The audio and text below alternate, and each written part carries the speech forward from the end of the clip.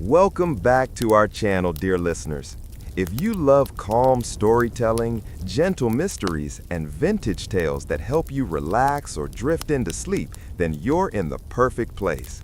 Before we begin tonight's story, make sure to subscribe, give this video a like, and tap the bell icon so you never miss another peaceful journey into the past. Now, settle in, breathe slow, and let your imagination wander. Tonight's story is called The Lantern Keeper of Old Marrow Bay. In the quiet coastal town of Old Marrow Bay, where the fog moved like drifting ghosts and the sea sighed against the cliffs, there stood an ancient lighthouse, older than the town itself. The locals said it had been shining for nearly 200 years, though no one could remember when the first lantern was lit or who lit it. Every night, exactly at the stroke of 9, the lantern would glow with a soft amber light. Not bright enough to guide a ship, yet never too dim to be ignored. Just steady, warm, patient. Visitors always asked the same question: who tends the lantern in the old lighthouse? And the townspeople always gave the same answer: no one, at least no one we've ever seen. They said the door to the lighthouse had been locked for as long as anyone could remember.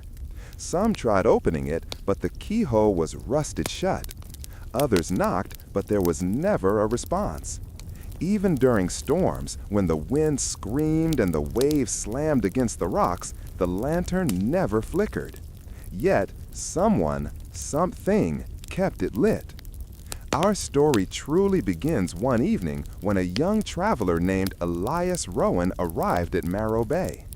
He was a quiet man, carrying a leather notebook, a few pencils, and a heart full of questions he rarely voiced. Elias had come to escape the noise of the world, a noise that lived not outside him, but inside his mind. He rented a small room overlooking the sea, where the lighthouse stood like a patient guardian. That night, unable to sleep, Elias sat by the window and watched the lantern glow. It pulsed faintly, like a heartbeat, steady, gentle, almost alive. Something about it tugged at him, softly at first, then stronger, like a memory trying to return. The next morning, he asked the innkeeper about the lighthouse. "Who lights the lantern?" Elias asked. The innkeeper, an old woman with silver hair and kind eyes, smiled softly. "No one knows, dear. Some say the keeper never left. Others think it's the wind, or a ghost, or just old magic from the sea itself." Elias felt a strange warmth in his chest, a recognition he could not explain. He decided he needed to see the lighthouse, just once. That evening, as the tide pulled back and the fog curled around the rocks, Elias walked the narrow path to the base of the lighthouse. The waves whispered along the stones, and the air smelled of salt and old memories. The door was exactly as described, rusted, locked, untouched by time. But as Elias reached out, something unexpected happened. The lock clicked, softly, smoothly, as if it had been waiting for him, and him alone. Elias froze, his breath caught in his throat. With a trembling hand, he pushed the door open. The inside of the lighthouse was warm, dusty but not abandoned. The air smelled faintly of lamp oil and old parchment. A wooden staircase spiraled upward, glowing with the lantern's light from above. Elias climbed slowly, each step creaking like a whisper. When he reached the top, he saw the lantern, ancient, brass, beautiful. And standing beside it was a man, tall, calm, dressed in old mariner clothing from a century long gone. His face was lined like weathered driftwood, but his eyes were warm, like the lantern's glow. Elias didn't run. He felt no fear, only a strange, comforting familiarity. The man spoke softly. "I've been waiting for you." Elias swallowed. "For me?" "Yes," the lantern keeper replied. "You've come to finish my duty." Elias stepped forward. "Why me?" The keeper turned to the glowing lantern. "Because you carry the same light," he whispered. "A quiet light, a steady one. The world doesn't see it, but I do."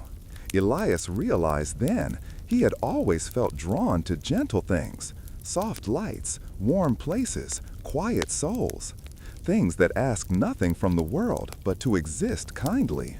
The keeper continued, "This lantern must never go dark.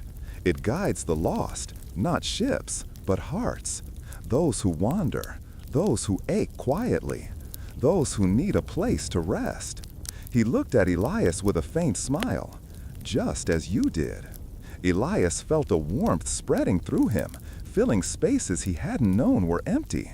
The keeper placed a hand on the lantern. Its glow brightened. "My time has ended," he said gently. "Yours begins." Before Elias could speak, the lantern flared, soft, golden, peaceful, wrapping the keeper in a warm light. When it faded, the keeper was gone. Only the lantern remained, glowing, alive. From that night on, the people of Marrow Bay noticed a subtle change. The lantern still shone each night at 9, but now it felt gentler, warmer, as if the lighthouse itself breathed easier. And sometimes, if someone stood by the cliffs with a heavy heart, they swore they heard a quiet voice, calm, steady, carried by the wind. "You're safe here." Elias Rowan became the unseen guardian of Old Marrow Bay, a silent lighthouse keeper, a gentle watcher of the wandering and weary, a quiet soul who finally found a place where his own light mattered. And so the lantern still glows, a reminder that somewhere in the fog, someone keeps watch. If you enjoyed this peaceful vintage story, make sure to subscribe, like the video, and share it with someone who needs a calm moment tonight. Thank you for listening, and until our next story, sleep well, dream softly, and stay safe.